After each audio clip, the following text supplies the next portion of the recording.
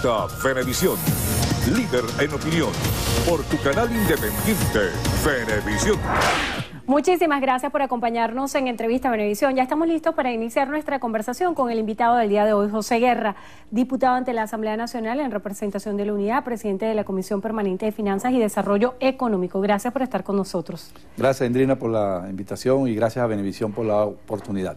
Hoy está en debate en la Asamblea Nacional el caso del diputado Freddy Guevara, pero también están dos temas importantes para la economía nacional, la inflación y la reestructuración de la deuda, y sobre esto se ha hablado mucho en los últimos días. Se ha hablado y usted declaró que sin un plan económico no hay refinanciamiento de la deuda. Sin embargo, ha habido voceros de países aliados de Venezuela como China que confían en la posibilidad de Venezuela como pagador, y este es un tema que luce muy complicado para las personas comunes que no tenemos conocimientos específicos en materia económica. ¿En qué consiste este tema? Bueno, Venezuela es un país ahorita sobreendeudado. La deuda consolidada de la nación, incluyendo la deuda que tiene PDVSA, la que tiene el gobierno, la que tiene PDVSA con los proveedores, las cuentas por pagar de distintos tipos, son aproximadamente 158.000 millones de dólares. 158.000 millones de dólares, ahorita. Cuando el presidente Chávez asumió el poder en el año 99, esa deuda estaba en 30.000 millones de dólares. 30.000 y pasó a 150.000 millones de dólares en un momento que los precios petroleros subieron de manera apreciable. Ahora, esta deuda, ¿cómo se traduce en el ciudadano común?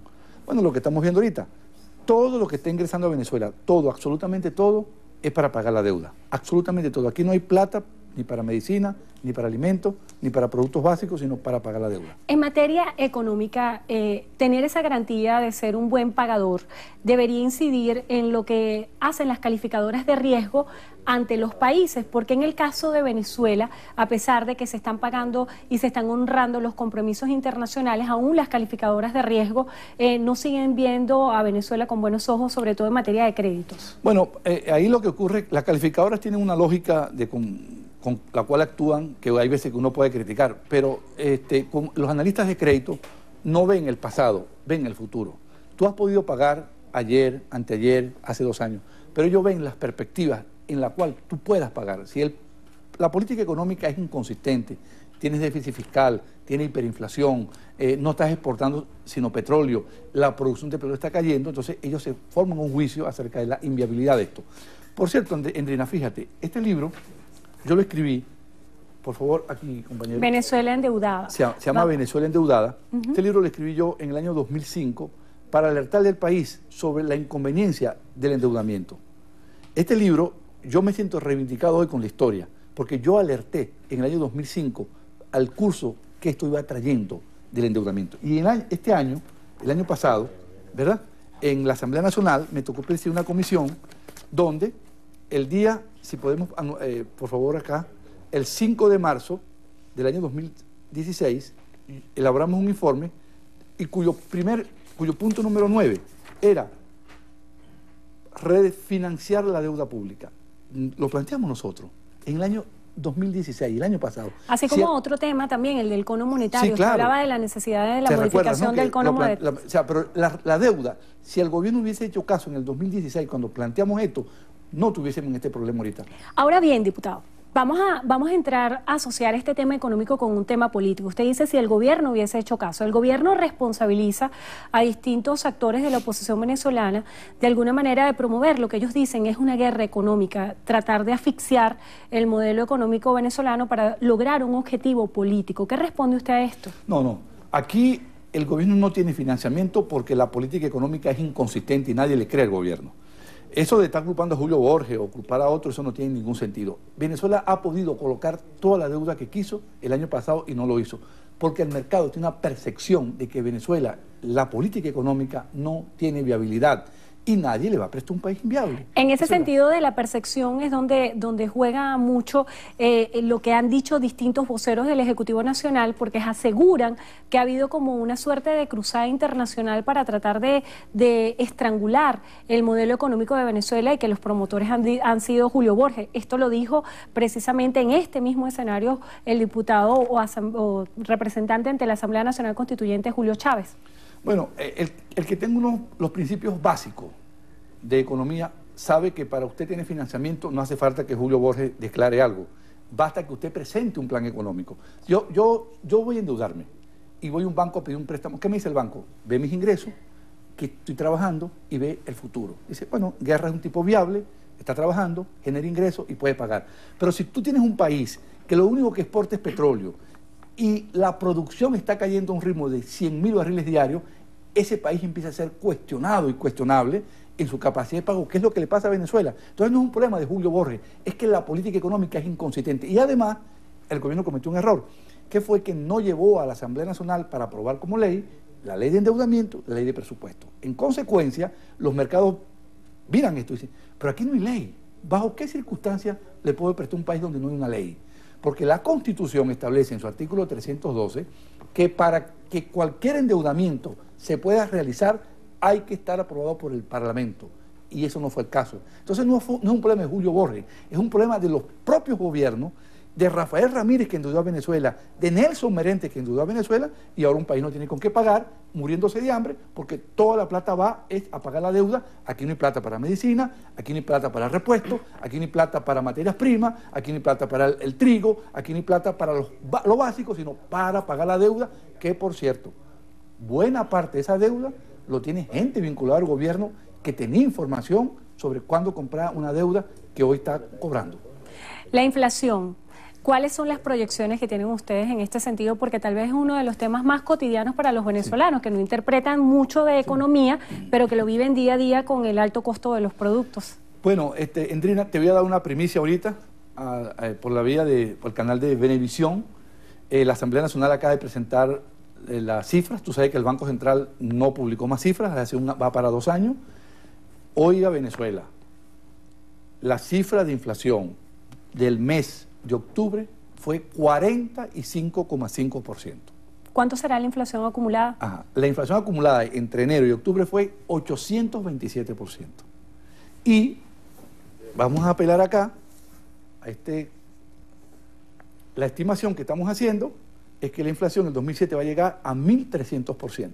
1.300%. Es decir, Venezuela entró en la hiperinflación. ¿Me puede definir el término hiperinflación y explicar la diferencia de deflación? Sí, cómo no. Aquí el prefijo que antecede la inflación, hiper significa muy alta, inflación que los precios suben. La inflación en el mundo, ahorita, Endrina, en el mundo, es 6% en el mundo. Y nosotros vamos a cerrar con 1.300%. Y el año que viene, si no se adopta un conjunto de medidas que hemos propuesto, puede llegar a 2.000 y 3.000%. Ahora bien, usted me ha preguntado cuál es la diferencia entre una inflación o una hiperinflación y una deflación. Bueno, deflación es cuando los productos caen, los precios bajan, que es un fenómeno rarísimo, también como lo es la hiperinflación. En el mundo, en el siglo XX, ocurrieron nada más que 19 casos de hiperinflación. Es un fenómeno muy raro, pero Venezuela la está padeciendo ahorita. Esas enfermedades raras que le dan a las personas, ¿verdad? Así pasa con la hiperinflación, un fenómeno muy raro, pero tiene una causa perfectamente identificada. Todas las hiperinflaciones que se conocen en el mundo tienen una sola causa. Es la impresión de dinero inorgánico que hace el Banco Central para financiar el gobierno. Y ahí viene la acabose del país. Entonces, ¿quiénes salen perdiendo con la hiperinflación? Usted, yo, el camarógrafo, los directivos, arruinados por la hiperinflación. Los salarios no alcanzan, no vale la pena ahorrar, la gente desesperada buscando billetes que no consigue. Y la falta de liquidez. Y la falta de efectivo. Entonces es una situación de caos lo que hay en el país. ¿Qué opina acerca de la incorporación del billete de 100.000 como nuevo símbolo del cono monetario? Es una propuesta que hice yo. Perdona que hable en primera persona, Endrina, pero es una propuesta que hice yo. Y el año que viene hay que tener preparado ya para febrero el de 200.000 y para junio el de 500.000 ya. Pero hay cometieron un error con este billete, que fue que emitieron el de 100.000, entonces dejaron un vacío entre el de 100.000 y el de 20.000 y ahora no hay cómo dar vuelto. Entonces lo que había que hacer era imprimir el de 50.000 y el de 100.000 para que el billete de 50.000 hiciera la transición entre el billete de 20.000 y el billete de 100.000. Entonces de verdad que hay veces que uno no sabe cómo hacen las cosas tan mal, ¿verdad? Porque es tan mal instrumentado el cono monetario y no es efectivo, la gente está sufriendo porque no hay billete. ¿Estamos en presencia de un corralito? Sí, hay un corralito, claro. Es un corralito porque tú no puedes sacar lo que tienes en el banco, eso es un corralito. por supuesto, igual que hubo en Brasil, igual que hubo en Argentina, es un corralito, sin duda. La dolarización de la economía, el hecho de que en muchos lugares ya se ha vuelto cotidiano que te hagan unas transacciones comerciales en dólar y lo hagan de manera natural, ¿es legal, es ilegal? ¿Qué opina usted acerca de esto? Mire, la dolarización es un fenómeno que puede tener se puede ejecutar de dos formas. Una es por una ley, como en Ecuador o en Panamá, y de facto. En Venezuela tú vas a comprar un carro, es en dólares. Vas a comprar una vivienda, es en dólares. Vas a comprar un televisor, es en dólares. La economía se ha venido dolarizando. ¿Por qué el dólar está sustituyendo al bolívar? Porque el bolívar perdió todos sus atributos como moneda. Nadie lo quiere. La gente agarra el bolívar y quiere comprarlo para cambiarlo en algo. O comprar porque no lo puedes retener, porque no vale la pena por la inflación. Entonces, la dolarización es un caso extremo. Yo no estoy de acuerdo ahorita con la dolarización, porque creo que hay espacio para una política monetaria, un banco central responsablemente manejado que se concentre en la inflación y baje la inflación, porque la inflación y la hiperinflación es la ruina de un país. Liberar el control de cambio. Hay que liberarlo ya y hacer en el marco de una nueva política económica. El control de cambio es la maquinaria más perfecta de la corrupción. Tú sabes, Andrina, ¿qué negocio compite con tomar los $2 a 10 y luego venderlo a este precio que está en el mercado paralelo? No hay negocio que compita con eso. Por eso es que no lo quieren quitar, porque un grupo agarra los $, le da la vuelta, lo pasea por el mundo, los trae para acá y lo vende a ese precio exorbitante, distorsionado. ¿Tú quieres acabar con eso?